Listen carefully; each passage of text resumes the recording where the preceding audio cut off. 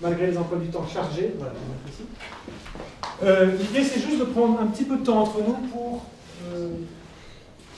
faire le point sur ce qui s'est passé, sur ce qu'on a entendu, sur ce qu'éventuellement on n'a pas entendu, sur des éléments qui nous ont marqués, qui ont retenu notre attention,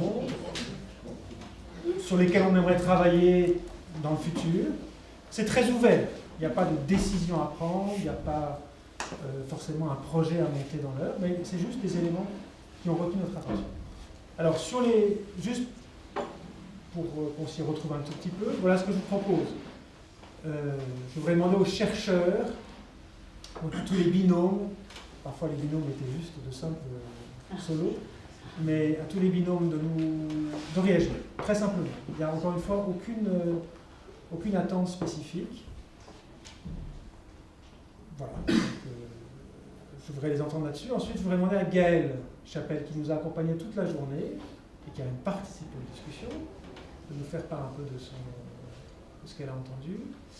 Puis ensuite, je demanderai aux personnes à la plateforme administrative qui étaient là, avec qui on a eu des discussions, mais au sens très large du terme. Ça peut être, c'est pas forcément une seule voix. Donc voilà, vous avez de multiples compétences, plusieurs métiers. Qu'est-ce que cette journée évoque pour vous? Et puis ensuite aux représentants du corps scientifique au conseil de direction, voilà, Christophe et Luc. Et puis ensuite aux membres du conseil de direction, les responsables qui étaient dans le conseil il y a quelque temps et qui nous ont rejoints, et puis ceux qui sont là aujourd'hui. Qu'est-ce que vous avez envie de faire du matériau dont on a construit aujourd'hui ensemble? Ça vous va? Voilà. C'est très simple, encore une fois, aucune formalité particulière. Les chercheurs. Des réactions très ouvertes. Voilà, il y a toujours une difficulté à se lancer, mais c'est normal. Oui, bonjour, Jessica. Moi, je voulais vous remercier parce que je trouve que cette journée a été super bien organisée. Et pour le travail en lui-même, c'était assez déstabilisant en fait. Parce que voilà, nous, je vous l'ai dit tout à l'heure en introduisant cette présentation, en fait, je parle au nom de Séverine qui a dû partir, donc je parle en nos deux noms, je pense. C'était, voilà, le travail de préparation était important, plus que ce qu'on avait imaginé, parce que justement, on a été confronté à des cadres théoriques qui ne sont pas les nôtres, et donc ça nous a demandé quand même un certain temps d'appropriation justement de ces cadres, mais c'était vraiment intéressant. Et en fait, on a eu des discussions très riches, je ne sais pas si vous les avez saisies lors de la présentation, mais voilà, je trouve que tout ce travail, en tout cas de préparation, était vraiment intéressant. Et puis, dans le cadre de cette journée, c'était en fait chouette et vraiment très utile finalement d'avoir une vision sur l'ensemble des centres, parce que moi ça fait 5 ans que je travaille pour l'UCL et finalement je connais bien GIRCEF et je connais très bien le CRIPEDIS, mais je n'avais pas de vision sur ce qui se passait ailleurs, et ici cette journée finalement c'était l'occasion de le faire et de rencontrer différentes personnes. Et puis alors l'exercice de reformuler la recherche d'un autre centre, c'était aussi un exercice très compliqué je trouve, mais aussi très riche et très intéressant. Donc voilà, merci beaucoup.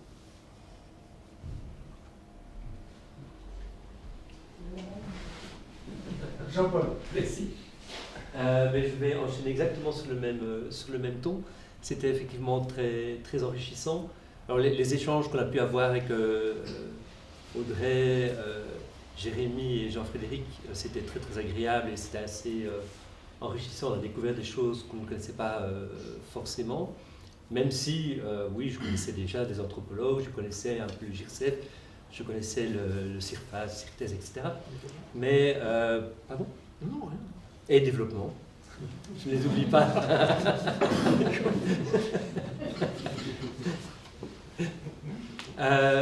Mais c'était très intéressant en tout cas d'entendre parler de ces différentes recherches, et pour en avoir un peu parlé déjà avant avec Thierry, je trouve que ce serait très intéressant de temps en temps d'avoir des présentations ou de recherches menées dans IACOS où tout le monde est invité et où éventuellement le discutant soit quelqu'un d'un autre centre. Je me permets de lancer l'idée, tant pis pour moi si on me lance des tomates après, mais pour moi je n'en ai pas vu. C'est surtout que c'est toi qui vas l'organiser. Ah non.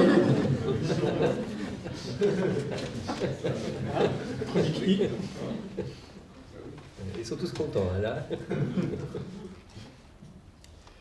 Voilà, mais donc en tout cas c'était vraiment très intéressant. Billy. Oui, c'est dans le même sens que les autres.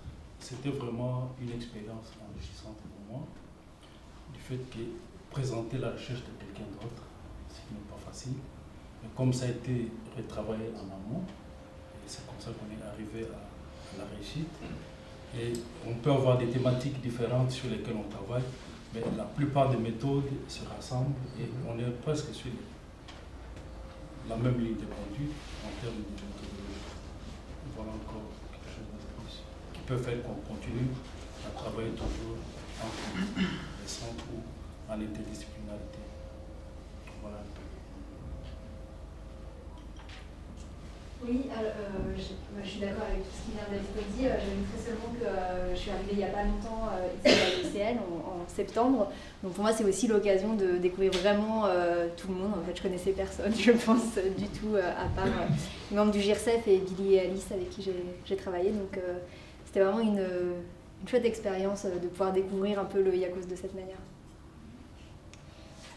Il y a peut-être juste d'où tu viens, parce qu'effectivement, beaucoup ne te connaissent pas encore. Oui, d'où je viens. Alors, j'ai fini ma thèse en 2016 à l'Université Paris 1 Panthéon-Sorbonne et à l'Université de Lausanne. Donc voilà, on peut dire que je viens de là, d'une certaine manière. Après, j'ai été pendant un an à l'Université de Caen sur un premier projet postdoctoral. Voilà. Merci, Caro.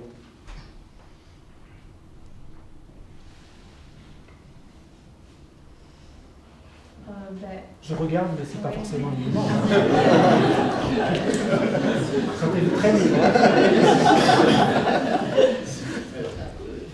Je pense que toutes les réactions vont un peu dans le même sens, mais ce qui était bien avec cette journée, c'est que finalement, d'un côté, on était un peu obligé de s'intéresser aux recherches dans notre centre. C'est pas au quotidien, on se dit pas, voilà, je vais aller voir ce qu'ils font par-ci, par-là.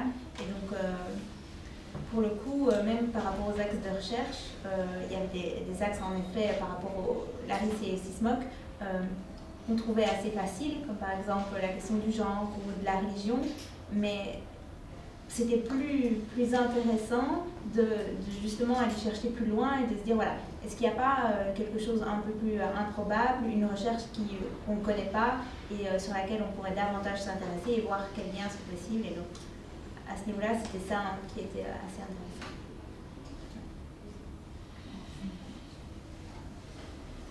Est-ce qu'il y a d'autres chercheurs qui souhaiteraient s'exprimer? Oui, je vais aller sans doute dans le sens un peu de ce qui a été dit, mais pour moi aussi, j'étais déjà en contact avec une dynamique extra simplement mon laboratoire, qui est le lab. Et en fait, je ne rencontre que de la complémentarité, réellement, c'est-à-dire aussi bien au niveau méthodologique, bien sûr, il y a des différences, mais c'est ça qui fait la complémentarité, qu'au niveau aussi des thématiques. Enfin, je veux dire, la recherche qui a été présentée la dernière, je pense, sur la question des stratégies migratoires face au cadre législatif, etc., c'est quelque chose que je retrouve dans ma propre recherche, qui ne va pas être travaillée de la même manière, heureusement. Et donc, voilà, ça donne vraiment envie d'avoir après, il y a une question de temps. Les temps sont toujours courts dans la recherche, par exemple, parce que ça va vite. Mais c'est vrai qu'il y a la question de rencontres informelles, même je pense aux discussions que j'ai eues avec différentes personnes italiennes. Et voilà, les brefs échanges qui sont vraiment intéressants. Après, je pense aussi à pouvoir poursuivre réellement le contact avec nos collègues démographes. Pour nous, ça a été vraiment enrichissant de se retrouver en prisme avec avec le prisme de leur recherche.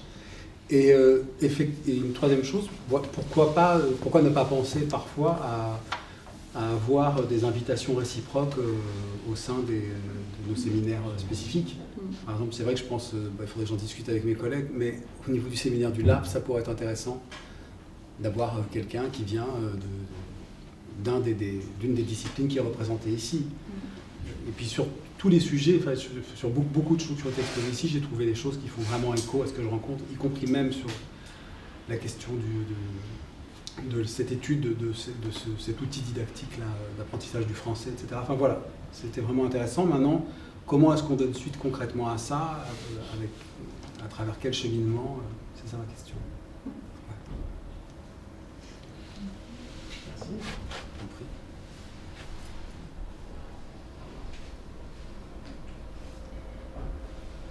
D'autres chercheurs qui voudraient réagir?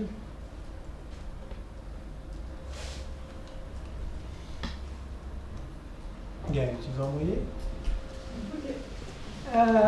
Bien, donc merci d'abord Mathieu de m'avoir invité à participer à toute cette journée. L'intention de départ était que ça me permettait une immersion complète dans les travaux de IACOS, puisque ça fait maintenant 2 ans, les 6 numéros que je coordonne avec le comité de rédaction de Société en Changement, la publication des différents numéros. Donc voilà, déjà rien que d'être présente et d'entendre, c'était en soi forcément extrêmement intéressant. Maintenant, j'ai envie de vous faire plusieurs retours. Le premier, c'est assez admiratif sur cette prise de risque collective, de confronter les travaux, par exemple, de décrire sa recherche ou celle de l'autre. Enfin, j'y reviendrai, comme l'a rappelé Mathieu à plusieurs reprises, sans être là pour évaluer la recherche. On sait que les chercheurs sont évalués en permanence et donc pouvoir échanger sans ce regard évaluatif, mais on sait très bien que l'évaluation elle est toujours cachée derrière la porte, donc c'est une prise de risque vraiment intéressante. La deuxième, évidemment, c'est celle de l'interdisciplinarité. Pour avoir été journaliste pendant 7 ans pour le magazine Sciences Humaines, je sais très bien que l'interdisciplinarité est une des choses les plus difficiles pour les chercheurs dans n'importe quel domaine, pas seulement en sciences sociales, mais c'est le cas aussi en sciences humaines et sociales. Mais alors justement, je voudrais à partir de là essayer de filer un peu trois choses différentes qui me font vraiment écho avec la publication Société en Changement. La première chose, j'ai vraiment été frappée quand vous avez commencé à prendre la parole dans chaque duo du fait de cette obligation de présenter la recherche de l'autre. C'est cette difficulté d'entrer dans des cadres théoriques ou méthodologiques dans la recherche de l'autre. Ça, c'est certain que c'est une tâche difficile. C'est en fait celle du journaliste scientifique en permanence.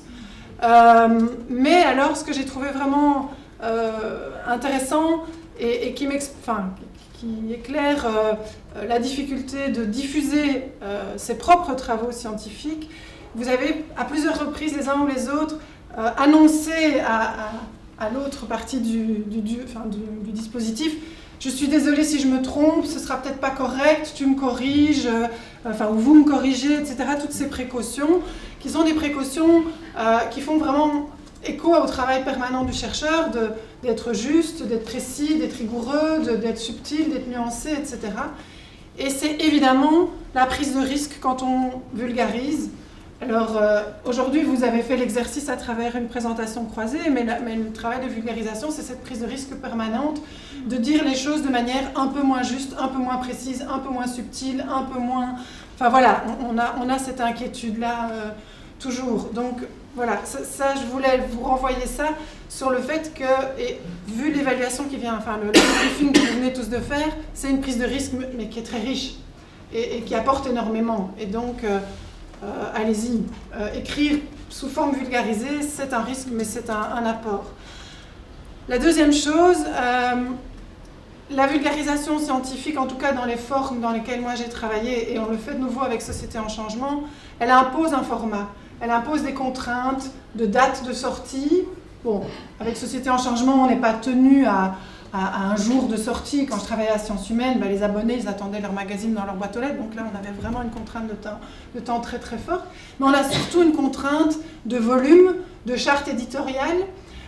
Et en fait, de nouveau, aujourd'hui, ça m'a frappée parce que le dispositif étant très cadré, vous avez vécu ce que la contrainte d'un dispositif pose comme difficulté, mais aussi apporte comme nouveau discours, en fait. Ça apporte un nouveau contenu. C'est pas seulement la forme. La forme amène un travail sur le contenu. Et de nouveau, dans mon expérience d'accompagnement de l'écriture de vulgarisation, c'est à chaque fois ce que disent les auteurs, après coup, c'est que d'avoir dû entrer dans la contrainte de la forme d'écriture, mais c'est vrai en conférence, c'est vrai dans plein de médias différents, c'est producteur d'une nouvelle réflexion, de nouvelles idées, parfois de nouveaux concepts ou de nouvelles manières de voir les concepts. Donc ça, c'était le deuxième point, donc c'est ce rapport à la contrainte. En fait, j'ai 4 points, si j'ai le droit. Le troisième point qui est lié à la contrainte, et là c'est une difficulté réelle, c'est l'entrechoquement, je ne sais pas si on dit ça en français, entre l'agenda du chercheur dans sa vie quotidienne et des moments comme celui-ci ou de l'écriture en vue d'une vulgarisation qui n'est pas dans son agenda prioritaire. Et ça peut être très coûteux de tout d'un coup s'arrêter, comme ceux qui ont préparé les présentations aujourd'hui ont dû le faire, de constater que c'est finalement beaucoup plus long que prévu, parce qu'on a quand même toujours le souhait de très bien faire les choses. Ça, c'est une caractéristique du monde des chercheurs, c'est qu'on ne va pas le faire à moitié. Et donc, bon, ça explose parfois les agendas, etc. Alors là, sur Société en changement, là, c'est une information importante, c'est mon rôle d'essayer de diminuer au maximum ce coût en temps, et d'être en support rédactionnel très très fort, autant que possible, à la mesure de ce dont les chercheurs ont besoin et de ce qu'ils souhaitent. Mais donc ça peut être quasiment, c'est arrivé dans certains numéros avec certains auteurs, qu'on m'envoie presque des matériaux bruts, et c'est moi qui propose une écriture et que le chercheur se réapproprie évidemment après.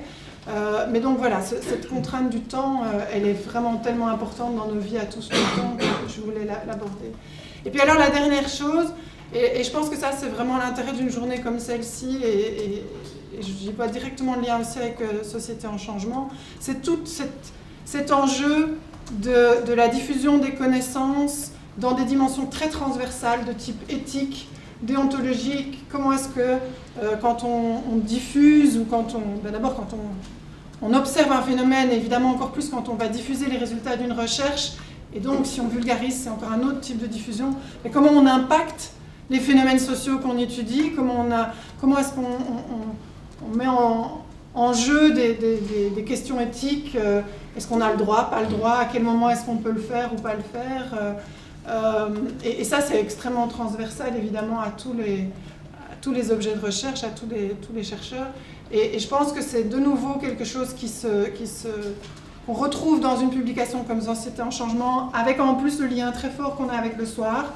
puisqu'on a un partenariat informel mais qui est réel avec Le Soir, qui à chaque numéro a publié une interview des auteurs à partir de la note Société en changement.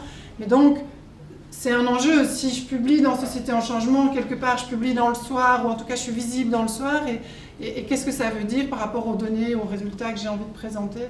Enfin, voilà, ça soulève ces questions-là également. Voilà. Merci beaucoup.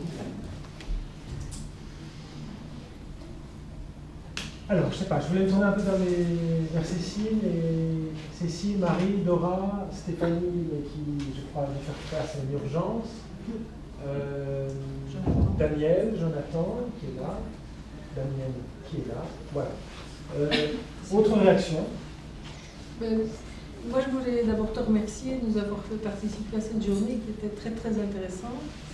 Et effectivement, il y a des collaborations entre centres, et il y a aussi la dimension collaboration administrative et centres. Et donc, vraiment interpréter, connaître et apprendre ce que vous faites nous permet de mieux travailler et mieux se comprendre, parce qu'on peut mieux vous accompagner avec nos réalités et le terrain et les gens que vous êtes. En tous les cas, bravo, moi je suis épatée d'avoir entendu tout ce que j'ai entendu, c'était très très intéressant. Et puis voilà. Tu m'as confié, je vais révéler un secret, que tu voulais devenir démographe. Oui, c'est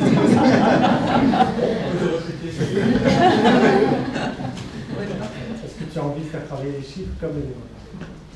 Je sais pas, Dora, est-ce que tu pourrais réagir, même si voilà, tu découvres aujourd'hui, encore une fois, ça. Exactement, donc déjà merci Mathieu, merci Cécile aussi. Je rejoins l'esprit de Marie, donc ça m'a permis de voir dans quoi vous travaillez exactement, de savoir ce que c'est un anthropologue, puisque j'en suis restée en secondaire à l'étymologie grecque que je détestais. Ça se peut voir en vrai, quoi. Ça m'a permis, parce qu'hier j'ai été connaître Laura et je voyais pas vraiment encore, j'avais pas la notion de ce qu'était le secteur des sciences humaines. J'espère que ça va nous permettre d'avoir une bonne collaboration, parce qu'effectivement ça fait presque 7 ans que je suis à l'UCL.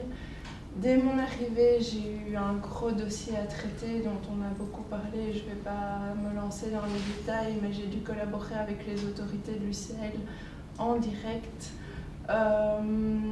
Et donc de là, je suis partie que je veux respecter les règles de l'UCL. Nous avons des normes de gestion, mais tout en essayant d'avoir une collaboration et comprendre pour vous aider aussi à avoir un plus financier. Et nous ne sommes pas là parce que beaucoup de gens disent « Ah, vous êtes comptable, vous allez nous bloquer ». Non, on n'est pas là pour bloquer les chercheurs, justement, on est là pour apporter une aide et pour pouvoir aller de l'avant et tous ensemble. Merci Laura. Alors, je ne sais pas si Jonathan ou Daniel. Moi je commence par, je vais me lancer. Donc tout d'abord je tenais à vous remercier pour l'invitation et aussi pour l'animation de la journée. C'était vraiment très clair et très intéressant les présentations, c'était très très bien animé. Ensuite, j'ai envie de vous remercier parce que c'est vrai qu'au début, quand on rentre en IACOS, on dit toujours un peu IACOS c'est la maison des sciences sociales. Et quand on a un peu cette expression, on se demande mais ça serait pas un peu une auberge espagnole où finalement tout le monde rentre et finalement personne ne se connaît vraiment. Et après une journée comme celle-ci, je me rends on voit vraiment qu'il y a une vraie cohérence dans les approches. Alors oui, il y a différentes épistémologiques et méthodologiques, mais il y a quand même une vraie ligne de fond qui se passe. Et quelque part, notre magazine qu'on sort régulièrement porte bien son nom, c'est le changement. Tout le monde est là pour analyser le changement, la transition, le flux, le transfert, quoi que ce soit, mais le fond, c'est comme effectivement le changement. Donc finalement, IACOS, on peut rebaptiser ça dans l'Institut d'études du changement. Mais voilà, donc je trouvais ça très intéressant et de voir cette cohérence entre tout le monde et toute la possibilité de collaboration qui peut exister, qui peut émerger. C'était vraiment très, très intéressant. Donc merci beaucoup et au plaisir de recommencer ça. Et si j'ai pu comprendre, il y a un défi qui est sorti aussi, c'est celui d'écrire un manuel. Social. Donc il semble qu'il y ait déjà un manuel, mais ce n'est pas forcément pas le même. Oui, tout à fait. Et en tant que logisticien de recherche, les questions de méthodologie sont aussi souvent arrivées sur la discussion. Est-ce que tu voudrais... Voilà, il y a eu du quantique, on est parti ce matin à fond sur quantique, Ali, etc. Est-ce que tu aurais voulu dire des choses par rapport à ça rapidement? Là, comme ça, pris du dépourvu, c'est difficile de me lancer. Alors, c'est vrai qu'il y a un très large panel de méthodologie. En tant que logisticien, c'est vrai que les démographes en général, je n'ai jamais eu à traiter avec eux parce qu'ils sont vraiment experts dans leur domaine au niveau quantique, etc. Donc voilà, pour d'autres qui ont des méthodologies un peu différentes, qui se tentent au questionnaire, j'ai avec plaisir. Mais c'est aussi une force aussi, et c'était une longue discussion ce matin, c'est de savoir est-ce que le quanti nourrit le quali, est-ce que le quali nourrit le quanti, comment articuler les deux. Et je pense qu'il n'y a pas à se poser de questions, ça dépend simplement de la recherche, et les deux expliquent des choses différentes pour arriver à des points de vue différents, mais les deux peuvent s'unir pour d'augmenter la qualité de la recherche. Donc voilà. J'ai du mal à... Il n'y a pas que la face obscure des statistiques, il y a aussi la face lumineuse des statistiques. C'était une expression de la matinée. Hein. Et la torche peut éclairer le bateau. Daniel, est-ce que tu voulais dire quelque chose? Oui, vous remercier, toi et Cécile, de m'avoir invité à participer à cette journée, de constater ou de confirmer combien les synergies disciplinaires sont à la fois passionnantes et enrichissantes, de mesurer aussi à quel point elles touchent à des questions qui sont terriblement, je dirais, ancrées dans la vie réelle et dans notre quotidien, puisqu'on a entendu parler tout à l'heure de migrants, on a évoqué des terrains africains, on a parlé des semences. Ce sont toutes des problématiques qui, à mon avis, sont très intéressantes et très importantes à étudier. qui nourrissent, outre le fait que, je dirais, il y a une casquette professionnelle, mais qui nourrissent aussi un individu, un citoyen. Donc tout ce que je vis dans ma vie professionnelle, quelque part, ça enrichit ma compréhension du monde dans lequel je vis. J'ai envie de rebondir sur ce que disait Gaël, puisque quelque part on est collègues. Moi je suis le secrétaire de rédaction de recherche sociologique et anthropologique. Et tu as évoqué tout à l'heure le plaisir que tu avais et le service que tu rendais aux auteurs en parfois recevant un texte brut encore un peu chaud et en les accompagnant dans le travail d'écriture. Et bon, dans le domaine qui est le mien, avec recherche sociologique et anthropologique, bien entendu, sur le fond, tout est validé par un peer reviewing, par un regard scientifique des pairs. Mais derrière ça, il y a aussi le fait que bien souvent le chercheur est obligé de produire beaucoup, de publier beaucoup, de travailler vite, d'écrire vite, que parfois il n'a pas le temps de mettre la dernière virgule ou la dernière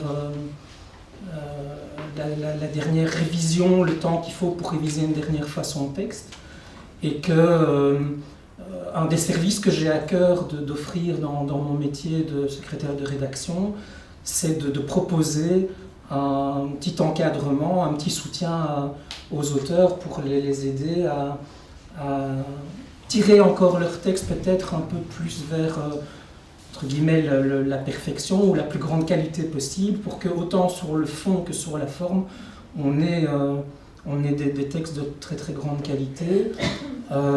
Et même si parfois c'est un peu compliqué parce qu'on travaille dans l'urgence, on travaille avec, dans mon cas, moi c'est un mi-temps, donc c'est pas, j'ai pas non plus, je dirais, toute la marge de manœuvre que je souhaiterais parfois, mais en tout cas c'est très passionnant. Et ici, la dernière expérience que je viens de vivre avec mes collègues et amis du CISMOC, on a accompagné la naissance du numéro coordonné par Brigitte Maréchal, et j'étais vraiment extrêmement fier, extrêmement heureux d'avoir accompagné cette production, et qui encore une fois, parce que je pense que quelque part, peut-être que la cerise sur le gâteau, elle est là, c'est qui nourrit aussi la réflexion au-delà d'un métier qu'on pratique. Et ça, je pense que ça n'a pas de prix. Donc voilà, merci pour tout ça. Et pour ceux avec qui je n'ai pas encore eu l'occasion de travailler, peut-être qu'un jour, quand j'ai entendu tous les projets qui ont été présentés, je me dis que le pipeline de RSA, il peut être nourri jusqu'en 2047 sans trop de problème. Donc ce sera avec grand plaisir. Voilà. Super, merci beaucoup Daniel. Cécile, est-ce que tu voudrais nous dire quelque chose? Écoute, Mathieu, je voulais te remercier pour cette très très belle et enrichissante journée. Parce qu'en fait, quand tu m'en as parlé au départ, j'y croyais pas trop. Je me dis, il rêve encore. Et je dois avouer que c'est une réussite et c'est vraiment une journée qui a favorisé l'interconnaissance et en tout cas qui a ouvert les petites portes de curiosité et d'intérêt. Et franchement, c'est du plus. J'ai envie d'autres journées comme ça. Et donc voilà, merci Mathieu d'être créatif. Et c'est un peu ça, je me dis, il y a 8 ans, l'Institut s'est créé et le premier président c'était Paul Servet. Et Paul Servet, il a mis une structure, il a structuré. Puis nous avons eu Jacques Marquet. Jacques Marquet, il a bétonné la structure. Et puis maintenant, depuis quelques années, nous avons Mathieu. Et Mathieu, il met cette créativité, ces idées nouvelles, etc., qui font que ça provoque un certain enthousiasme et une envie de travailler ensemble. Et donc, je le remercie parce que j'aime bien travailler en IACOS. Et j'ai envie de continuer dans cette même énergie. Merci à tous d'être là. Merci beaucoup. Voilà, alors maintenant, si vous êtes d'accord, je voudrais entendre les deux représentants. On va rentrer un peu dans le conseil de direction, dans des choses plus, entre guillemets, plus formelles, enfin, c'est pas le bon terme. Élise et Christophe, voilà, vous êtes les représentants du Corsi au conseil. Vous êtes des chercheurs, chercheuses. On a envie de vous entendre aussi. Moi, j'ai été pendant 2 ans, mais je ne le suis plus, oui. Maintenant. Donc, c'est pour ça que je me suis quand même introduite parmi vous aujourd'hui.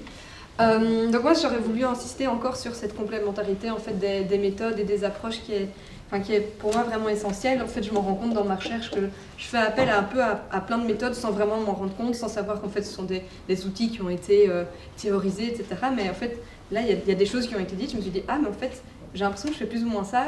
Ce serait quand même intéressant que j'aille un peu plus me renseigner sur comment est-ce que c'est fait.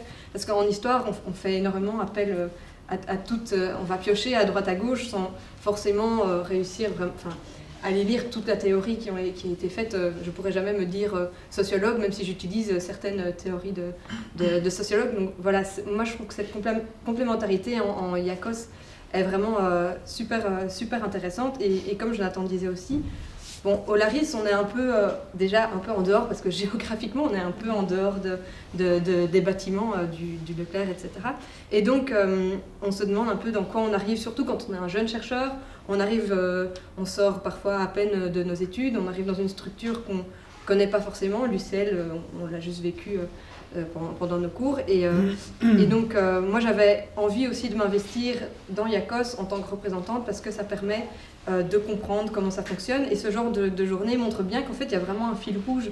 C'est pas juste des petites maisons qui sont à droite, à gauche. Voilà, il y a quand même quelque chose qui nous unit. Et en particulier pour les jeunes chercheurs, le problème, c'est qu'on est là de manière temporaire. Donc, c'est pas toujours évident de réussir à construire vraiment de l'interdisciplinarité sur la longue durée dans nos recherches. Donc je trouve que c'est d'autant plus intéressant d'avoir des journées comme celle-là, et comme il y aura aussi pour donc la journée jeunes chercheurs IACOS, où on a des espaces où on peut discuter. Et parce que voilà, nos recherches sont vraiment toutes complémentaires, même si on a des sujets différents. On voit bien, il y a des choses, des historiens peuvent réagir à des recherches qui paraissent a priori éloignées des nôtres, alors qu'en fait, il y a vraiment des points d'accroche. Voilà. Alors Élise a déjà beaucoup dit, donc je ne vais pas trop en dire moi-même. Je vais juste rebondir par rapport à ce qu'elle a dit à propos de l'interdisciplinarité. Voilà, en tant que jeune chercheur, on n'a pas forcément les réseaux qu'ont les chercheurs plus avancés, les profs, etc. Donc on rentre un peu dans la recherche, on n'a pas accès à toute une série d'outils qui existent dans d'autres domaines très proches des nôtres, mais dont on n'est pas forcément au courant de l'existence. Donc ce genre de journée, il faudrait peut-être essayer de trouver un moyen pour la rendre accessible à toute la masse des jeunes chercheurs en IACOS, à essayer de faire progresser la formule ou éventuellement créer d'autres choses pour permettre d'avoir les mêmes résultats mais accessibles au plus grand nombre. Je prends mon exemple personnel, je travaille beaucoup sur la vision de l'autre et sur l'étranger. Tout ce qui s'est dit sur l'immigration, ça enrichit forcément ma recherche, et je pense que je ne suis pas le seul à être dans le cas. Donc voilà, c'est le genre d'expérience qu'il faudrait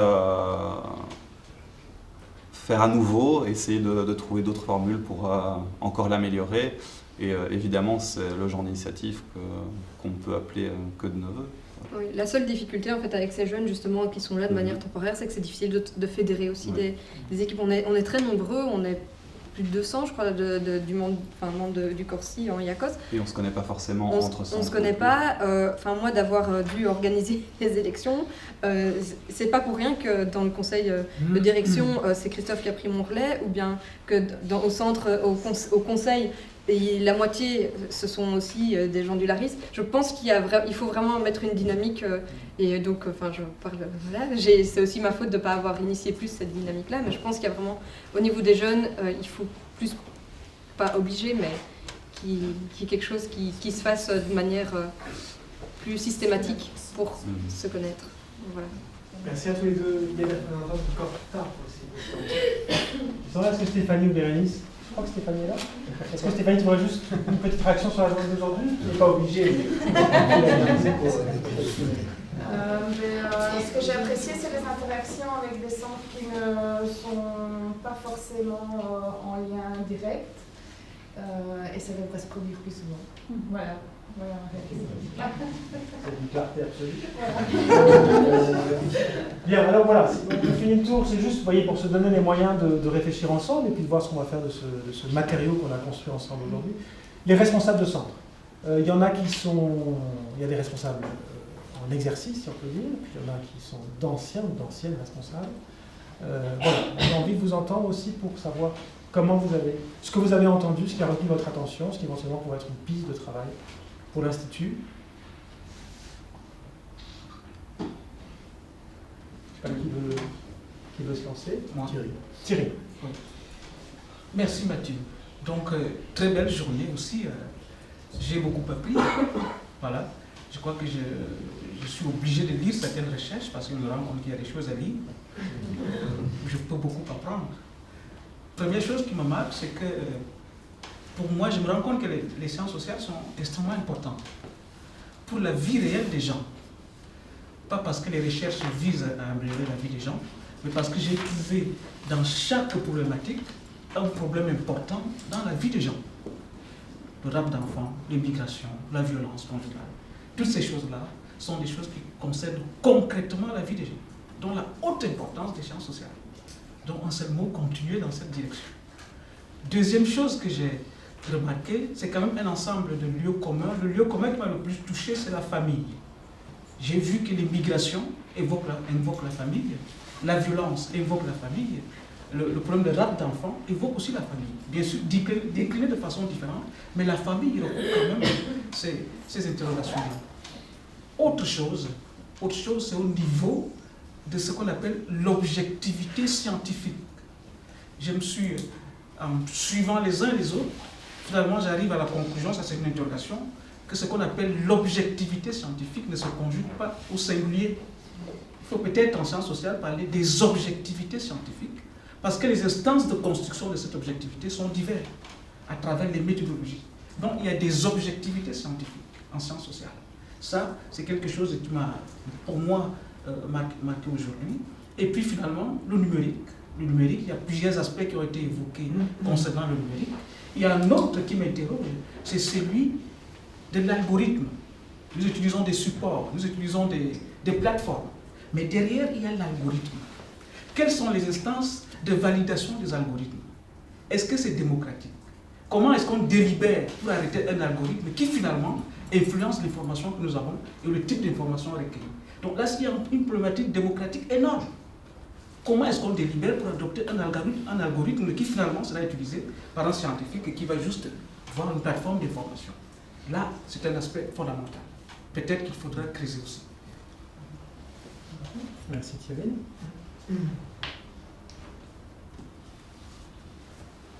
Voilà, les différents centres, on a envie de vous entendre. Je ne vais pas les nommer les uns après les autres, mais...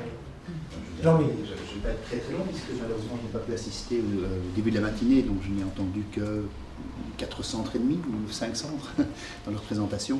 Bon, mais cela dit, je voudrais vraiment, moi aussi, féliciter Mathieu pour ce dispositif que je trouve d'une grande efficacité. Je trouve que ça a été productif, quoi. Ça nous a vraiment permis de mieux faire connaissance, et c'était évidemment l'objectif, de voir des noms derrière des recherches, de voir concrètement comment certaines recherches se déplient. Et donc voilà, je crois que je ne vais pas être redondant avec tout ce qui a été dit et simplement confirmer que je suis aussi tout à fait satisfait par rapport à ça. Alors si je dois ajouter quelque chose qui n'a peut-être pas encore été dit, c'est de dire au fond, qu'est-ce qui serait intéressant de mon point de vue, hein, donc c'est vraiment tout à fait subjectif, et au départ de ce que j'ai entendu, dans une éventuelle suite, dans d'autres dispositifs similaires à l'avenir, je trouverais intéressant qu'on ait d'autres occasions de se croiser. Alors pourquoi pas avec en plus un modérateur dans notre centre, comme ça ajouterait encore davantage de circulation de la parole et des concepts entre nous, mais en se donnant alors peut-être des objectifs encore plus ciblés que simplement se présenter une recherche. Alors c'est déjà très bien de se présenter une recherche, mais par exemple que ce soit plus centré sur la discussion de quels sont un ou deux concepts clés sur lesquels votre centre travaille. Des concepts. On a parlé de la famille, par exemple, la crise ou le travail, bon voilà, c'est des concepts. Mais que chacun n'approche peut-être pas de la même façon. Donc voir comment nous croisons nos regards sur les mêmes concepts.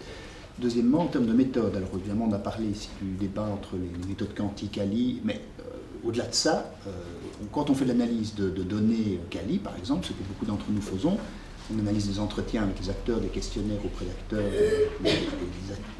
des recherches collaboratives où participatives, où on prend le temps d'aller sur le terrain, et non seulement d'écouter les acteurs, mais aussi, j'ai entendu plusieurs dire, on essaie de les faire avancer, de les faire progresser.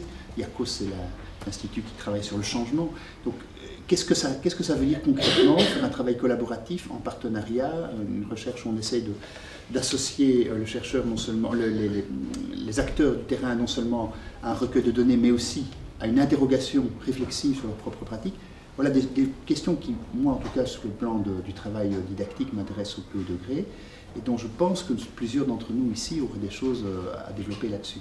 Donc voilà, je me dis quelques concepts, quelques axes méthodologiques, et puis on a un peu parlé aussi de la question des résultats, et là aussi je me dis on pourrait peut-être aller un peu plus loin encore, si l'objectif de IACOS, si un des objectifs c'est à la fois de développer des meilleurs modèles d'intelligibilité du réel, au départ de cette catégorie sur l'analyse sociologique du changement, de l'analyse historique du changement, qu'est-ce qu'il en résulte aussi, très concrètement, sur le plan de la modification du rapport des acteurs au réel? Est-ce que nous sommes seulement là pour observer, et nous, entre chercheurs, déplier nos catégories, ou est-ce que nous sommes aussi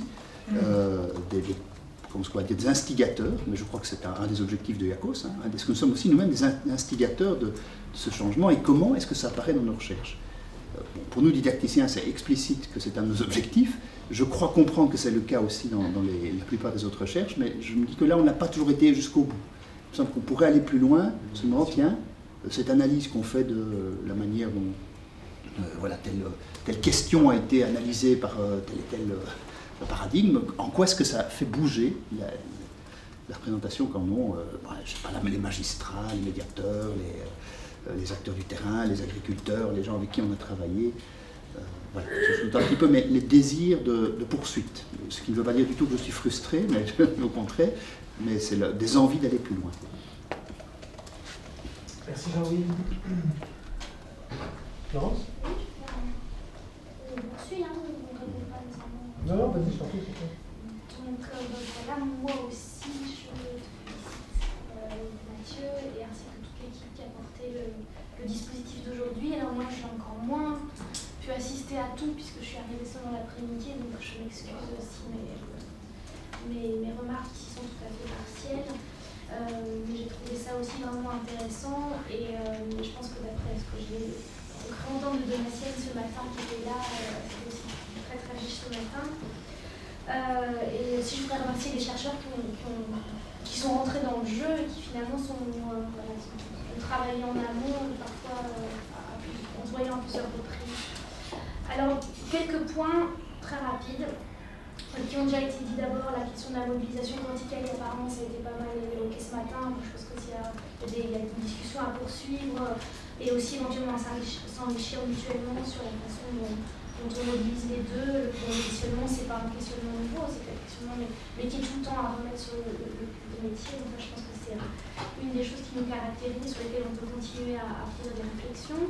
La complémentarité de méthode. Bon, il y a quelque chose que j'ai entendu cet après-midi, c'est la place des politiques publiques dans nos recherches.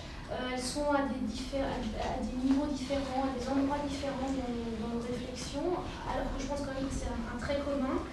Et par rapport à ça, il me semble qu'il y a des centres qui peuvent apporter des choses sur la méthodologie des recommandations. Je pense que ça peut être un sujet intéressant à creuser. Comment est-ce qu'on produit des recommandations, à quel titre, dans quel type de recherche. Et aussi l'enjeu de la co-construction des politiques publiques, qui est encore un autre enjeu. Toi, tu as évoqué, Laura, comment est-ce qu'on peut faire changer des normes, comment est-ce qu'on peut faire changer des règles de loi. Chez nous, c'est vrai qu'on travaille pas mal sur comment est-ce que des organisations d'économie sociale co-construisent des politiques publiques en termes d'emploi, en termes d'accompagnement, d'innovation, etc. Ça peut aussi être un autre enjeu de la réflexion commune. De toutes les politiques publiques. Alors, il y a aussi une chose peut-être un peu plus... qui est peut-être un peu moins commune. Je ne connais pas tous les centres, mais c'est vrai qu'on est aussi quand même quelques-uns à travailler avec des partenaires, des acteurs, parce qu'on travaille sur, avec... Il y a peut-être un peu à clarifier les catégories, est-ce qu'on travaille sur les acteurs avant ou pour. C'est sûr qu'il y a une grande diversité, mais quand il s'agit de l'enjeu de la transmission, qui a quand même été évoqué pas mal de fois, c'est tout à fait légitime qu'on veuille transmettre à nos partenaires ou les acteurs de terrain les résultats de nos recherches.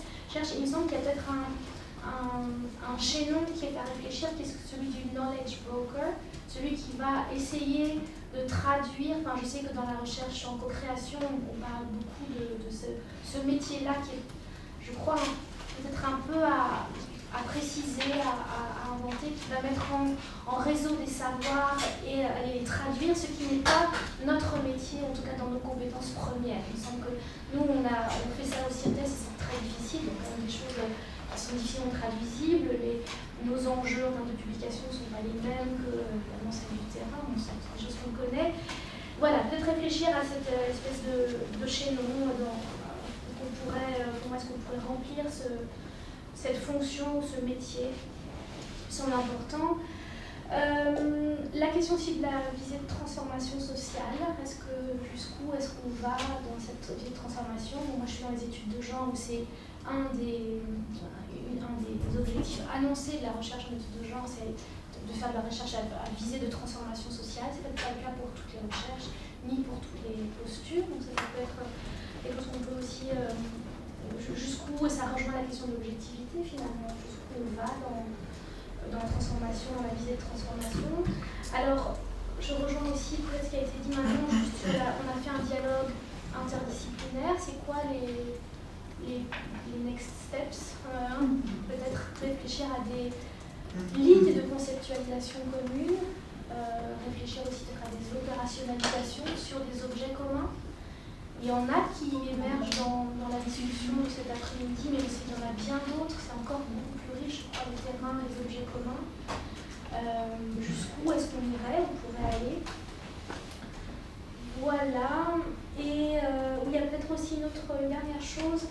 On a peu parlé, peut-être que ce matin on a parlé, mais c'est vrai que dans le comité de direction on en parle finalement assez peu, mais je crois que nos centres produisent aussi des cahiers ou des revues, on contribue... On a chacun, je crois, une publication, en tout cas on contribue à des publications d'une même maison. Peut-être que ce serait aussi intéressant un jour de les présenter, de voir s'il n'y a pas... d'abord pour évaluer un peu notre impact, auprès de qui est-ce qu'on diffuse, qui est-ce qui nous lit, et puis voir s'il n'y a pas à un moment donné une collaboration, une présentation au moins de ces publications à réfléchir. Merci. Merci beaucoup. Moi, je vais donner quelques points. Vas-y, Marc. Sans reprendre et en étant assez bref aussi, en disant évidemment merci à tous ceux qui ont contribué, surtout les chercheurs qui ont présenté les recherches des autres. Tout d'abord, à partir d'une consigne qui, au fond, était à la fois claire et en même temps assez incertaine. Et sans doute que dans tous nos centres, quand on en a parlé, on a dû avoir des regards ou des étonnements, et il a fallu convaincre, quelquefois pour participer, pour consacrer du temps, etc. Donc merci à tous ceux qui ont pris ce risque, au fond, de rentrer dans l'exercice et d'essayer de voir, chemin faisant, à quoi ça pouvait conduire. Moi, je pense que c'était important cette journée, parce que c'est la première fois qu'on a une discussion à l'intérieur de IACOS. C'est pas la première fois qu'on a des discussions scientifiques, mais précédemment, c'était toujours à l'occasion d'un événement et de personnalités externes qu'on invitait. Il y a eu toutes les grandes conférences, où on a organisé aussi de la discussion de fond, je dirais, quand il y a eu Judith Butler, Supio, Sassen, et puis bien entendu autour du DHC d'Achille Mende. C'est la première fois qu'on a une discussion entre nous, en fait, organisée à l'échelle de IACOS, sans avoir un événement extérieur qui nous lie. Le format était assez inédit, ni séminaire, ni un TED, ni un team building. On était là dans des entre-deux. Bon, c'était sans doute le risque de la méthode qui a bien marché et qui marche bien pour avoir une discussion et pour passer les ponts, pour faire les liaisons improbables, comme tu disais. Il faudra voir, en même temps, on entend bien que le format peut avoir ses limites, c'est-à-dire il permet de jeter des ponts, de se rencontrer. Après, il y a des approfondissements à faire dans les contenus, et ça, il faudra discuter pour voir comment on peut le faire. Je trouve qu'il y a à la fois des approfondissements qu'on pourrait faire, des thématiques plus spécifiques, éventuellement à creuser encore un peu davantage, et donc à préciser dès le départ. On a eu peu de disputes au sens d'échanges d'arguments opposés, hein, même sans être dans l'évaluation, on peut exprimer de divergences scientifiques ou de contre-argumentations. Le format n'était pas destiné à cela, mais voilà, c'est ça aussi qui fait la richesse de notre débat scientifique. Ça ne passe pas que par le fait de valoriser les apports des autres. Il faut les connaître et puis après il faut rentrer en discussion. Donc je pense qu'il y a des points d'approfondissement sans doute qu'on devra voir, des points d'extension aussi. J'ai été frappé, on est quand même à l'intérieur de IACOS et de nos centres, plutôt, on pourrait dire, des chercheurs seniors ou des doctorants, mais plutôt fin de thèse. Bien entendu, peu de chercheurs juniors qui commencent, d'où l'état aussi de notre discussion. Pas que les jeunes n'ont rien à dire, mais la maturité, quoi, je dirais, de discussion, de prise de parole. Si on continue, qu'est-ce qu'on fait avec les très jeunes chercheurs, je dirais? Est-ce que c'est un lieu dans lequel ils auraient pu se sentir à l'aise ou pas? Est-ce que si on cherche à étendre la formule, la diversifier, qu'est-ce qui marcherait pour les plus jeunes? Et alors deux derniers points. Je pense sur Société en changement, je pense que c'est, donc je rejoins ce que Gaël a dit.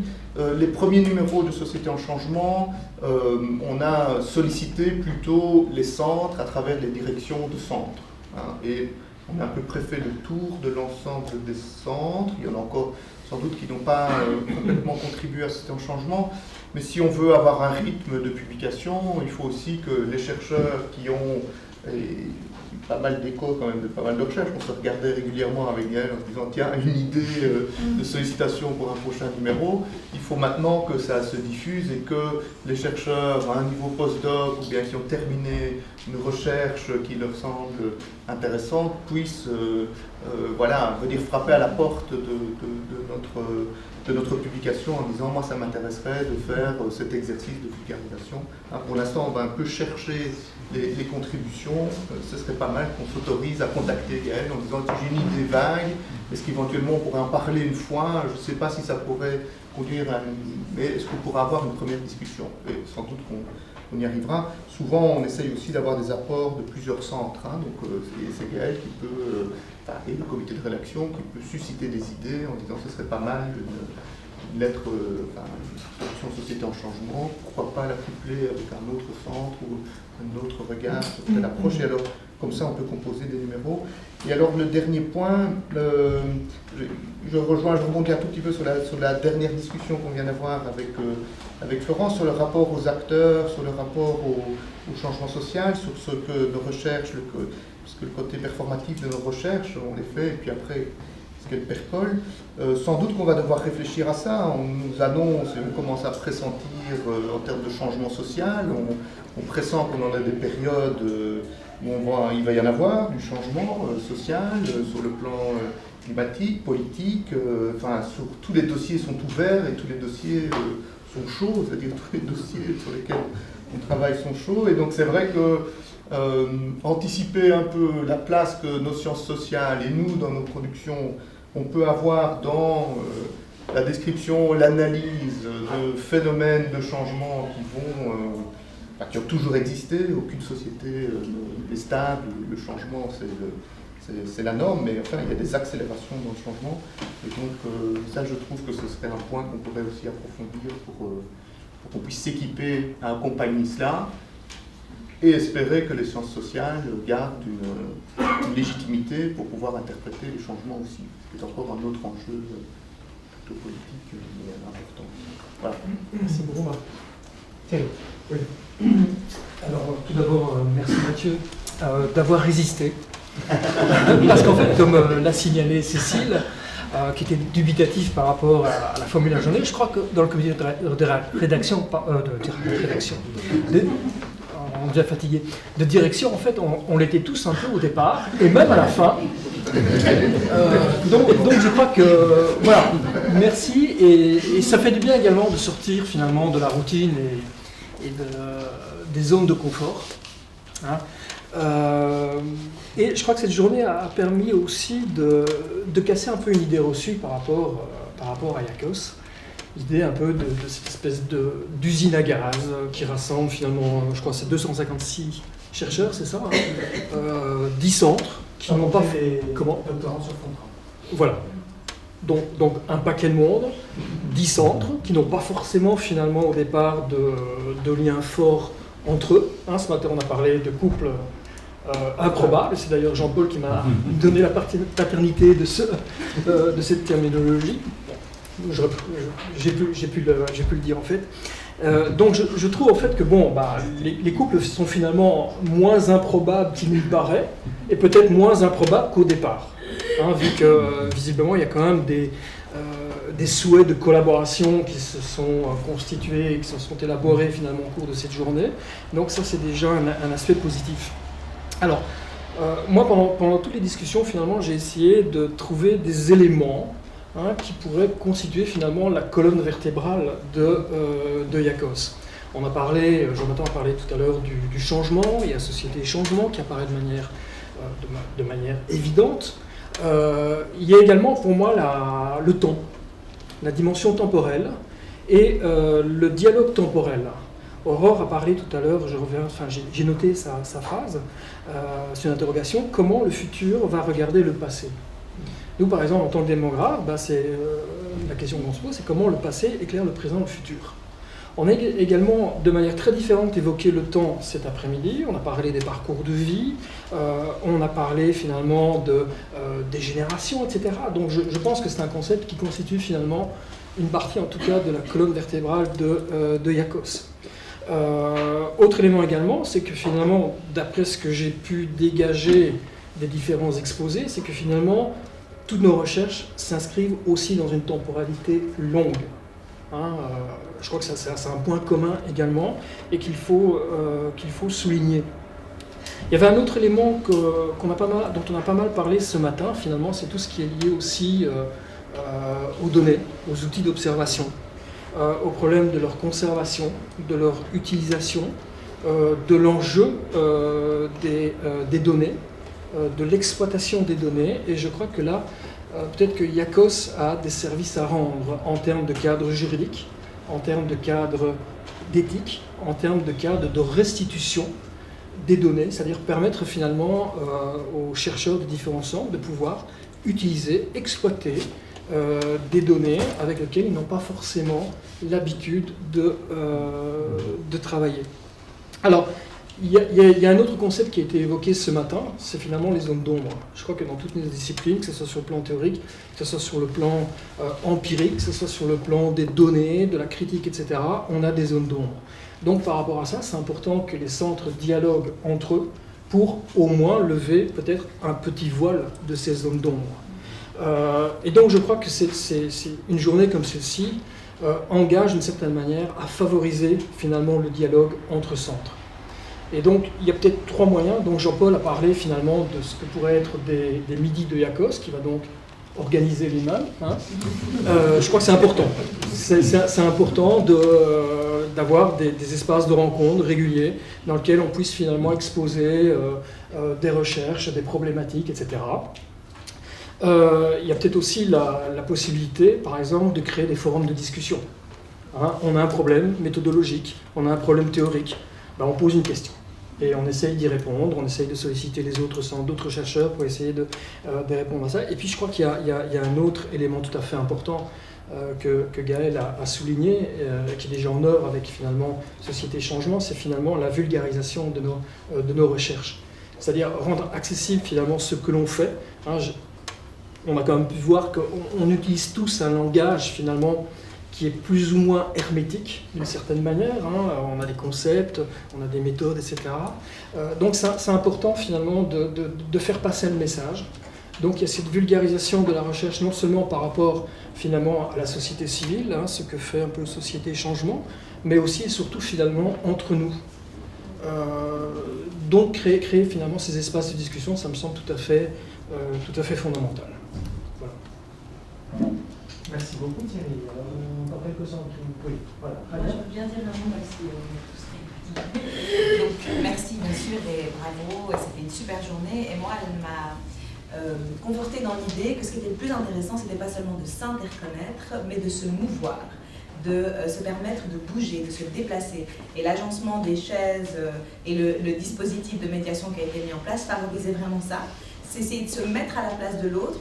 Et je trouvais que ce qui était donc plus intéressant, c'était de penser avec l'autre à la frontière. Et donc de sortir de sa zone de confort, comme tu viens de le dire, lever les voiles, et du coup se permettre d'être troublé. Et c'est ce trouble, moi, que j'ai trouvé intéressant. Je trouvais que l'apport heuristique qui se situait là, quand on faisait varier les échelles de temps, d'espace, des petits nombres, des grands nombres, entre disciplines. Et en fait, dans notre centre, comme c'est un centre interdisciplinaire, on a souvent, fédéré autour d'un objet qui est l'islam, on a souvent ce sentiment de trouble. La manière dont un islamologue parle de l'islam, ou un sociologue ou un anthropologue, c'est différent.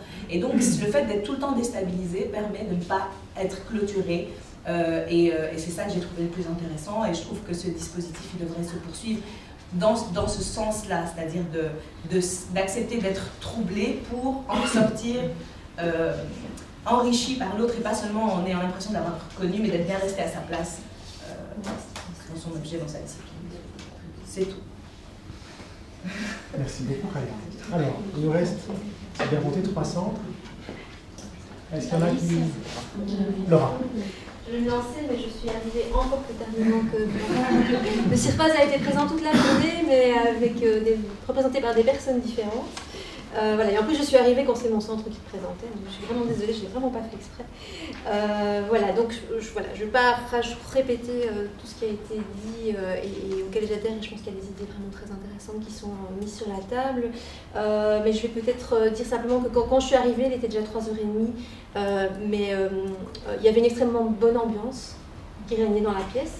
On sentait qu'il y avait une ambiance de travail, que ça avait bossé, que ça avait réfléchi, mais aussi une bonne ambiance. Et je pense que ça reflète bien l'esprit de l'Institut. C'est un institut dans lequel on est des entités différentes, des personnes différentes, on a des approches différentes, on a des disciplines différentes. Mais je trouve qu'il y a, au fil du temps, on a su instaurer un climat d'écoute, une ouverture, des souhaits de collaboration, plutôt de se mettre dans des jeux de concurrence, ce qui n'est pas forcément donné parce qu'on est une confédération de centres.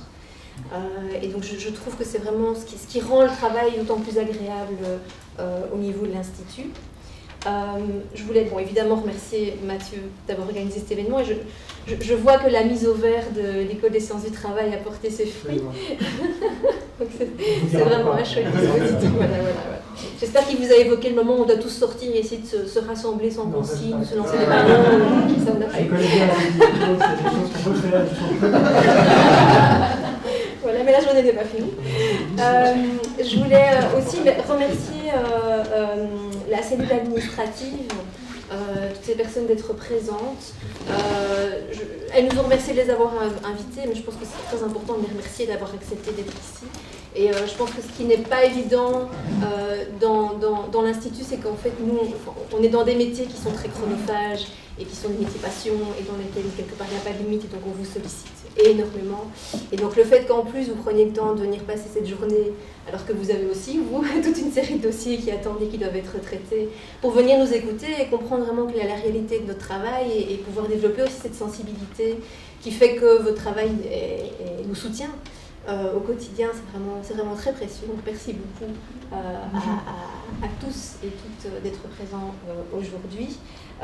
Et je voulais souligner aussi le travail vraiment extraordinaire que Jonathan fait au niveau de l'Institut. Alors je lui rends un hommage particulier parce qu'il a vraiment beaucoup bossé, je l'ai beaucoup fait travailler les dernières semaines. Mais globalement, voilà, c'est quelqu'un qui a une position qui n'est pas non plus facile au niveau de l'Institut parce que c'est un logisticien de recherche, mais c'est un docteur aussi. Et donc effectivement, il est là pour nous aider sur les techniques et nous aider à faire des enquêtes, analyser, etc. Mais il a aussi sa propre expertise. Et donc on a eu l'occasion de collaborer ensemble au-delà de simplement un travail sur des chiffres et des bases de données. Et je trouve que c'est vraiment une très chouette expérience. Et donc, je ne dis pas que demain il y a 200 personnes qui doivent venir toquer à ta porte parce que sinon tu ne vas pas t'en sortir. Mais en tout cas, voilà, c'est vraiment très très gai de pouvoir collaborer dans ce contexte-là. Je suis vraiment très contente aussi que Gaëlle soit présente aujourd'hui, parce que c'est l'occasion de se rencontrer, et j'ai beaucoup apprécié les remarques que vous avez faites sur la fin, parce que à la fois de manière très intelligente, vous avez pointé des éléments de la journée, mais qui pourraient faire le lien par rapport au travail que vous faites dans Société en changement et que vous nous invitez à faire avec vous. Et donc je pense que ça permet aussi quelque part de briser la glace par rapport aux personnes qui disent voilà, emploi du temps très chargé, donc Société en changement en plus, ça fait beaucoup.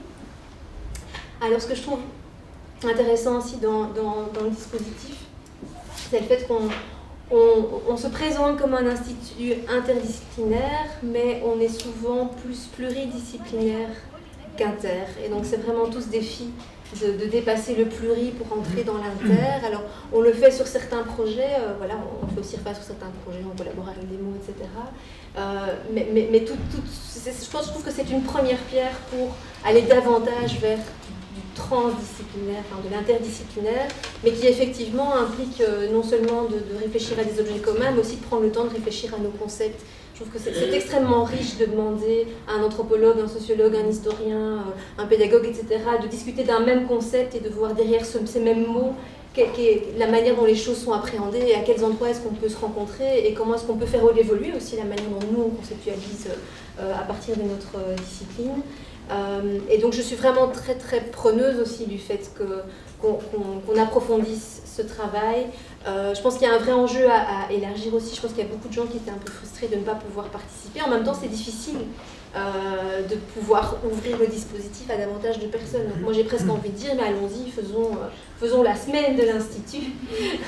Offrons-nous ce luxe au moins une fois dans la vie de l'Institut, de se faire une semaine dans laquelle on prend vraiment le temps de discuter, de dialoguer et d'essayer d'inclure toute une série de personnes. Les deux derniers points que je voulais évoquer, donc j'aimais bien les remarques de Laurence aussi par rapport au rôle qu'on peut jouer, par rapport aux décideurs, aux administrations, etc. Moi, je suis très régulièrement confrontée aussi à des demandes de conseils. Quel conseil vous donneriez aux parents, quel conseil vous donneriez aux migrants, etc. Et ça me met dans une position très délicate parce que j'estime que je n'ai pas les compétences pour donner des conseils. Mais je pense que ça pourrait être intéressant d'avoir une réflexion aussi autour de ça, jusqu'où va notre rôle et quels sont les éventuels relais et comment faire face à ce type de demande.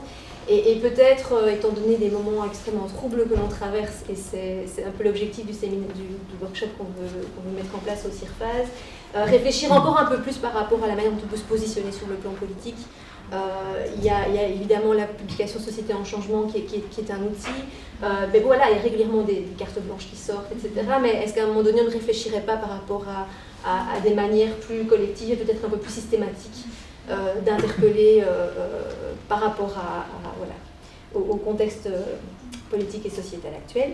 Et puis une dernière chose aussi, c'est une interrogation que j'ai et que d'autres me renvoient, par exemple des jeunes chercheurs qui démarrent et qui me disent mais quand je dépose un projet ou quand j'interviens à l'extérieur, je dis quoi? UC Louvain, je dis IACOS, je dis CIRFAS. Et donc je pense que ça pourrait être intéressant d'avoir une réflexion aussi sur parce qu'en fait cette identité IACOS, est-ce que c'est une identité en plus parmi d'autres, mais qu'avant tout, quand on s'engage sur la scène publique, politique, etc., on se présente à partir de nos centres, on se présente à partir de notre université, on se présente à partir de l'Institut. Je pense que c'est important aussi par rapport à la place que l'Institut peut occuper vis-à-vis de l'extérieur et aussi par rapport à cette question de l'appartenance. On a des appartenances multiples. Et donc de peu mieux comprendre comment les uns et les autres perçoivent ces trois niveaux, alors pour certains il y en a même plus que trois. Qui sont l'université, l'Institut et le centre d'appartenance. Voilà. Merci beaucoup. Alors, il reste trois centres. Il reste l'ARC, le DLT et l'ARIS. Qu'est-ce que vous en pensez? Je peux y aller. Oui. Je vais aller dans ton sens, par exemple, je vais pas embrayer sur ce que vient de dire Laura, justement en termes d'appartenance politique. Dans la mesure où, merci de votre accueil, puisque je pense être le seul non-membre IACOS. Il y avait de la sienne ce matin. Ah, d'accord. Okay. Bon, voilà.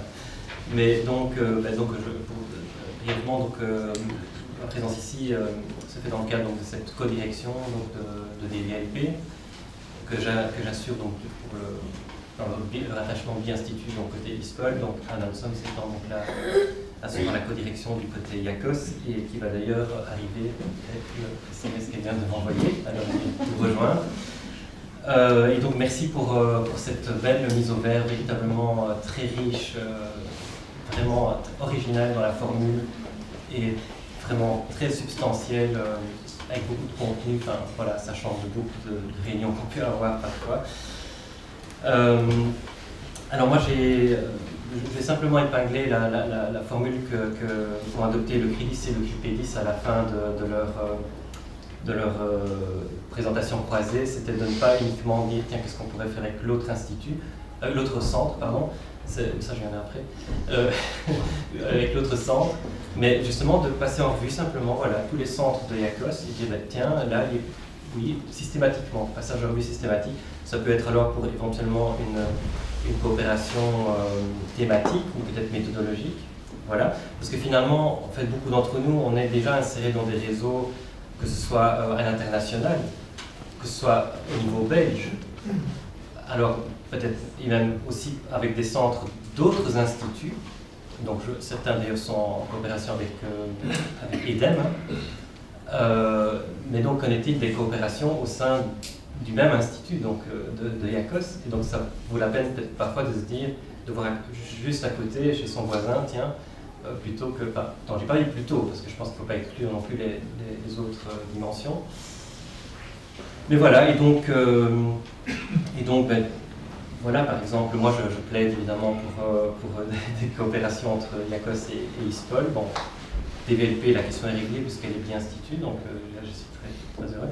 Mais par exemple, ici, j'ai pu noter qu'une série de thématiques, comme par exemple le populisme anti-immigré, ben, ça aurait peut-être sens de se dire, tiens, qu'est-ce que en sciences politiques, le phénomène du populisme, c'est peut-être intéressant de travailler aussi avec des politistes. Et donc voilà, donc je terminerai avec ce plaidoyer donc, pour effectivement travailler ensemble au sein de nos instituts et aussi entre instituts. Au-delà donc des réseaux belges et internationaux que nous avons bien entendu. Merci beaucoup Vincent. Oui, pour là, et puis ensuite on écoute Sylvia.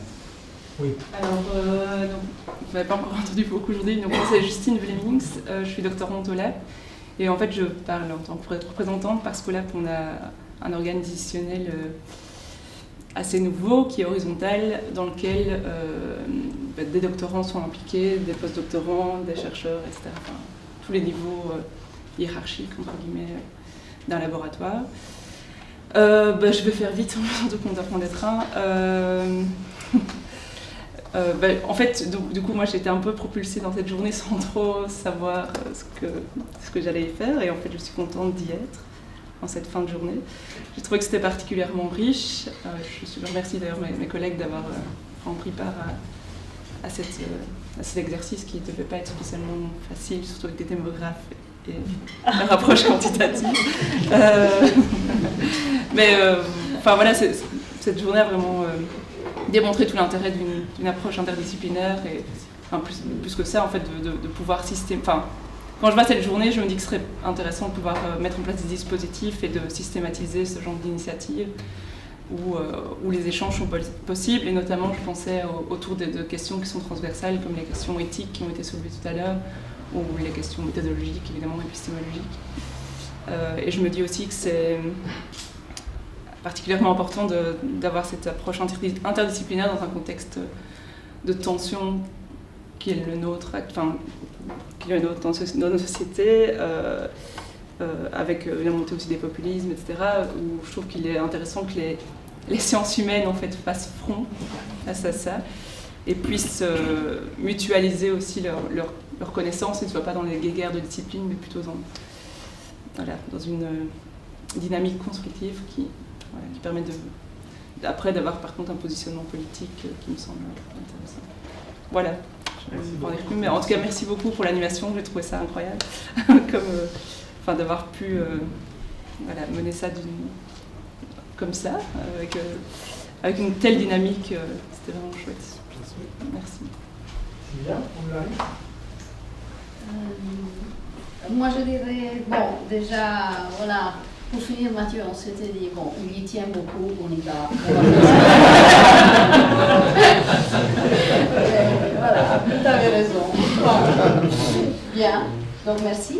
Je dirais, voilà, beaucoup de choses ont déjà été dites, hein, mais c'est vrai que je m'y retrouve sur le fait de, voilà, je trouve qu'on est vraiment dans un moment dans lequel les temporalités, en tant qu'on vit en tant que chercheur, et en tant que prof aussi, en tant qu'enseignant, sont vraiment, moi personnellement, je les vis comme des temporalités en conflit. Voilà. Il y a des urgences sociétales, et notamment par rapport au fait qu'il y a des urgences. Et on le sait, plusieurs vous les avez déjà évoquées. Pour l'instant, je ne sais pas si c'est pour masochisme ou quoi, je suis en train de relire toute une série de choses sur la montée du nazisme et tout ça, et combien d'acteurs de la vie sociale, pour toute une série de bonnes raisons, n'ont pas pris la parole de façon assez explicite, mais vraiment pour des très bonnes raisons. De respect aussi, hein, des autres, plein de choses, et voilà. Et après, c'était trop tard. Et donc, je crois vraiment que là, peut-être, que collectivement, il y a vraiment quelque chose à faire, des risques un peu à prendre, et qu'il faut, voilà, je ne dis pas avant que ce soit trop tard, peut-être, ou peut-être pas. Et je crois que ces niveaux-là, comme sur les enjeux, parce que c'est un enjeu éthique, en fait, et donc, dans ce genre d'enjeux qui sont des enjeux éthiques et qui ont donc à faire avec le rapport à la société, aux autres, moi je crois que c'est trop difficile, un peu comme dans une équipe thérapeutique, quand les cas sont très difficiles à traiter, c'est trop lourd d'y aller seul. Il faut pouvoir partager des positions, il faut pouvoir aussi partager des responsabilités. Et faire confiance quelque part à ce qui peut être décidé ensemble. Donc voilà, je dis ça, je dis rien, non, c'est pas vrai, mais c'est vraiment un peu, je crois, est-ce qu'on, voilà, au niveau d'un discernement un peu collectif, qu'est-ce qui fait sens, qu'est-ce que peut nous amener ou pas à prendre à poser des actes, vraiment, à poser des paroles qui sont urgentes sur toute une série de questions. Voilà. Et à jouer la médiation, voilà, avec qui, comment. Bon. D'autant plus, je dirais, ça c'est vraiment, pour moi, c'est vraiment la question de fond. Et évidemment, après, on a chacun, c'est au niveau du centre, au niveau individuel, ses priorités, en tant que prof aussi, c'est pas évident, je trouve. Ne pas abuser du pouvoir qu'on a face aux jeunes, vraiment aux étudiants, en imposant certains débats et en même temps, ou en disant rien, sans rien dire. Bon, dans les deux cas, c'est compliqué. Voilà. Lié à ça, je dirais, il y a eu aussi d'autres choses, deux ou trois autres choses vite que je voulais évoquer. Il y a d'un côté, on se disait tout à l'heure avec Alia, jusqu'à quel point c'était rassurant et intéressant de voir que toute une série de mots-clés de la réflexion en genre, dans les études de genre, que ce soit l'intersectionnalité, que ce soit l'idée de agency, sont vraiment des concepts, des approches à la réalité, au monde, je dirais, qui aident à travailler et que chacun s'approprie selon sa... donc c'est rassurant, je dirais, de voir de constater plutôt que ça permet des analyses différentes, surtout si on arrive à les croiser avec d'autres perspectives de recherche. On va dire dans une perspective postcoloniale en général. Et je trouve que là encore, IACOS a vraiment un rôle à jouer intéressant au niveau de la réflexion collective sur les cadres épistémologiques.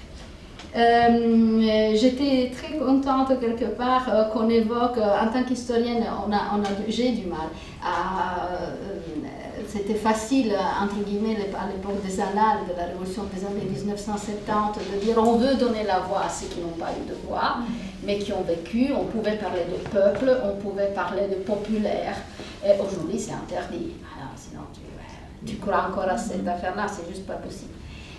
Et donc, il faut trouver d'autres mots, mais je me disais, en tant qu'historienne, vous écoutez, c'était on peut peut-être on ne peut pas parler de peuple, mais on peut revenir à toute une série d'épistémologies qui sont fort connotées idéologiquement, dont on connaît aujourd'hui les limites, mais qui en même temps nous aident à réfléchir sur le monde et à poser des mots et à essayer de raconter, prendre le risque là aussi de raconter des histoires, plutôt de proposer des récits historiques. Pas simplement sur les élites, la cour, et voilà. Je parle pour les temps modernes. Et dernier élément, voilà, très intéressant, je trouve des mots lourds et qu'on a tout l'intérêt à discuter, je dirais aussi à mettre en perspective, à en faire des objets d'enquête. Et j'ai noté ici, pour donner un exemple, le mot tradition. Je trouve très très intéressant, évidemment. En histoire, dans une perspective vraiment de longue durée, ça dit plein de choses. Ça, c'est des mots lourds d'un point de vue idéologique, qui a le droit de se poser, de se montrer comme, de se dire garant d'une tradition. Ça a eu des enjeux de pouvoir pas possibles.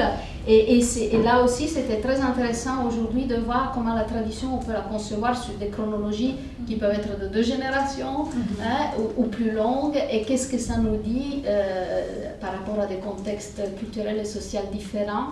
Et comment est-ce qu'on peut se réapproprier de ces mots-là pour faire, bon, dans mon cas, l'histoire autrement, mais collectivement, voilà, problématiser autrement. Sortir de la cage une fois de plus. Voilà.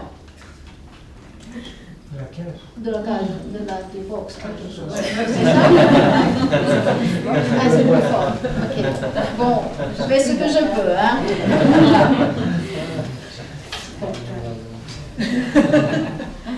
Bien, alors on va essayer de terminer avant un moment vraiment... un moment plus festif. Je voulais entamer une première phase de remerciement. Il y en aura une deuxième tout à l'heure. D'abord, je vais remercier celui qui nous a vus toute la journée, mais qu'on n'a pas beaucoup vu, bien entendu. C'est Jean-Frédéric. Jean-Frédéric nous a beaucoup suivi.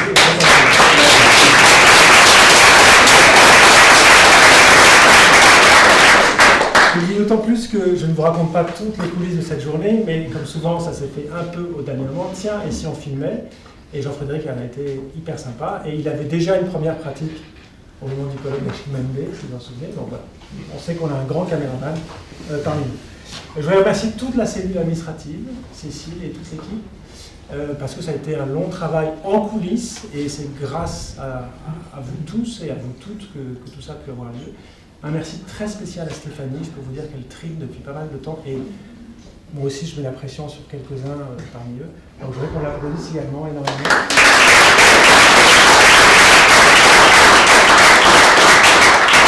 Je souhaitais la bienvenue à Dora pour la énième fois, mais voilà. Dora, je crois que maintenant tu sais tout sur l'Institut et il te reste plus qu'à en profiter au maximum.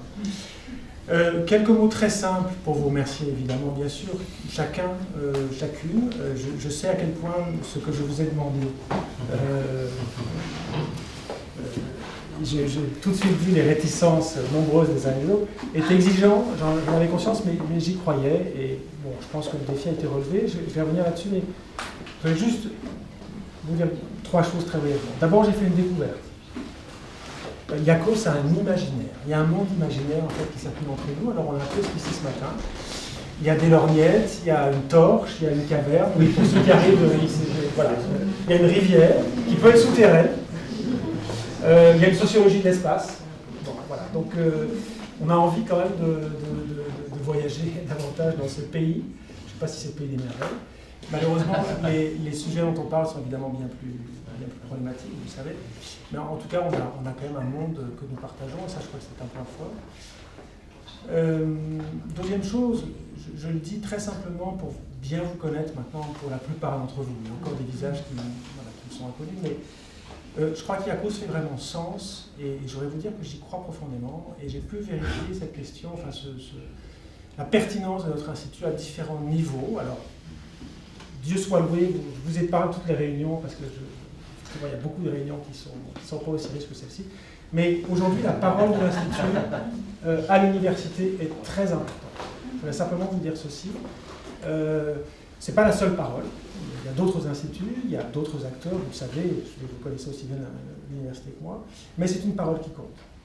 C'est une parole qui compte parce que je pense qu'effectivement, beaucoup de beaucoup de savoir-faire, beaucoup de talent, j'ose le dire, beaucoup d'énergie aussi qu'on voit dans l'Institut. Je crois qu'on parvient enfin à le faire connaître, à le faire savoir. Donc il y a Société en changement, mais il y a d'autres mécanismes. Ça me paraît très important. Le monde dans lequel on vit n'est pas facile. L'université va connaître des évolutions importantes. Je ne les connais pas, mais je pense qu'il y a forcément des évolutions qui vont arriver, qui vont voir le jour. Donc, je tenais beaucoup à ce que l'Institut ne parle pas d'une seule voix, parce que je pense que le pari qui est le nôtre, c'est justement d'être divers et d'assumer cette diversité. Nous l'assumons, effectivement, mais en même temps d'être d'accord sur l'essentiel. Et je pense que nous sommes, au fond, assez d'accord sur l'essentiel, ce qui ne veut pas dire qu'il n'y ait pas de larges différences d'objets, de méthodes, parfois aussi d'épistémologie. Ça me paraît très important parce que, encore une fois, autour de nous, on a une institution universitaire qui nous attend, alors qui ne nous attend pas au sens où on serait sommé de faire nos preuves tous les matins, mais qui est curieuse de voir ce qu'un institut comme le nôtre peut faire, surtout que, de même que vous n'avez pas forcément cru au début, j'ai dû résister à votre scepticisme il y a quelques mois, de même l'université a été assez sceptique au départ sur la création d'instituts. Et je pense que le pari est en passe d'être remporté. Ça a des conséquences, ça pour nous c'est une exigence et ça a des conséquences, il faut en tirer les conclusions, mais je crois que c'est un pari qui valait le coup. J'en ai beaucoup parlé avec Paul et Jacques, que vous connaissez très bien. Je crois que c'est vraiment un pari qui vaut le coup. Et moi, j'ai envie de vous dire, ce pari, c'est pas le mien, c'est pas celui de Jacques, c'est pas celui de Paul, c'est le nôtre. Vraiment, je pense. Et on est en train de relever le défi, c'est très important. Je vous l'ai dit, c'est très important pour l'université, c'est très important pour ce que sont les sciences sociales. Thierry disait, ce sont les sciences du quotidien, mais j'y crois profondément. Beaucoup d'entre vous, pour ne pas dire la plupart, et voilà, ça aussi je le sais, nous sommes des passionnés par ce que nous faisons, ça a beaucoup de sens, et ça aussi on peut le faire savoir autour de nous. Nous ne sommes pas simplement des sciences qui parlons d'une position de surplomb de la réalité sociale, ou des réalités contemporaines ou historiques, mais on est vraiment directement concernés par la vie des gens, et y compris en histoire. Toute l'histoire du quotidien a, là aussi, beaucoup bien montré à quel point les sciences sociales sont importantes pour la vie concrète. Dernière chose, dans ce monde imaginaire ou dans ce paysage, et avec tout ce qui nous lie, on est en train effectivement de construire, je crois, une maison. C'est une image un peu facile, mais je vous ai souvent dit, on va construire le deuxième étage de la maison. Le premier étage, il a été posé très vite, il a été bétonné, même nous a dit Cécile. Il a été posé par Paul, bétonné par Jacques, et c'est absolument capital. Ces choix-là, dont nous ne sommes pas responsables, dont je ne suis pas responsable, auxquels certains ont participé, qui sont présents ici, ça me paraît rétrospectivement des choix très importants, vraiment. Ce sont des choix que d'autres instituts n'ont pas fait, je peux vous dire qu'ils sont morts de rire. Au fond, les 3 dernières années qui viennent de s'écouler, ça a été de se dire, allez, on peut avoir des projets en commun, des projets qui ne mordent pas sur la spécificité des centres. C'était pas facile, il fallait qu'on s'ajuste un peu les uns les autres, il fallait qu'on trouve un peu nos marques. Je pense qu'on a commencé à construire quelque chose qui fait sens, on peut s'améliorer, réfléchir éventuellement à d'autres projets sans nous surcharger en termes de projets, mais je pense que au fond, ce troisième étage, comme je disais aussi, on l'a construit. Il restait le deuxième étage. Ben voilà, le deuxième étage, il commence aujourd'hui, où il est déjà, à mon avis, assez bien parti, et il faudra lui donner des suites. Et dernier petit mot, je pense que vous avez été nombreux à faire des propositions, certaines un peu attendues, d'autres tout à fait inédites, je dois dire. Là aussi, il y a eu des propositions tout à fait inédites. On va prendre le temps d'en reparler dans les instances, avec le bureau restreint, avec le conseil de direction. J'ai juste une petite, ça fait partie des surprises qui vont émailler la soirée, mais il y a une petite surprise, c'est que je vous propose d'annuler le conseil de direction du 18 décembre, et c'est une drôle de conclusion, pour alléger votre emploi du temps et vous occuper soit de finir votre travail, ou surtout d'avoir les vacances de Noël un peu décentes. Mais voilà, il y aura d'autres suites, on va y réfléchir ensemble, il y a plein de possibilités, il faudra qu'on soit réaliste aussi, mais je pense que les suites ne manqueront pas. Et on va tâcher de mettre tout ça en scène en 2019. Voilà, alors maintenant, il y a un petit moment on va souffler un peu parce que c'était très dense. Et puis je vais vous demander j'aime beaucoup la métaphore de l'espace, de tranquillement aller dans la pièce qui est juste à côté, et puis là on aura un moment beaucoup plus festif, il y aura peut-être une apparition. Merci à tous.